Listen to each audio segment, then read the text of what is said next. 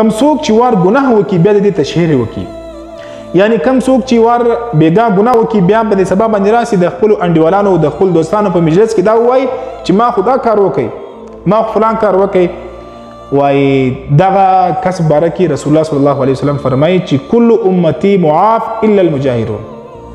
زما هر امتی ته به الله رب العزت معافي وکي، خو لیکن هغه کسان چې هغه وار ګناه وکي بیا د دې ګناه تشهیر وکي، هغه د خپل دوستان د ښکاره کې الله به دې کسان ته معافي نه کوي.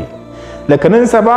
په دې ټیک ټاک کې مخامخ شروع وي، یو کس هغه د انجنکو سره د چا سره بحث کوي، هغه سره خبرې کوي، بانډار ورسره کوي او په دې باندې فخر کوي او خلکو ته هم ښکاره کوي چې ما داسې وکړ ما داسې وکړ. لکه نن سبا دوستان هغه په خپل اپس کې دا خبره سره شاملوي، شریکوي چې ما فلانکۍ نجلۍ سره رابطه ده او هغه سره مې دا وکړه هغه سره مې دا وکړه. یعنی الله رب العزت زموږ ستاسې پر ګناهونو باندې پرده را اچوي، عیب پټوي، موږ یې په خپل لاس باندې هغه ښکاره کوو، وایي دغه کس ته به په ورځ د آخرت الله رب العزت معافي نه ورته کوي. نو دغه ویډیو د ثواب په خاطر باندې مخ ته ضرور در سره شیر کړئ.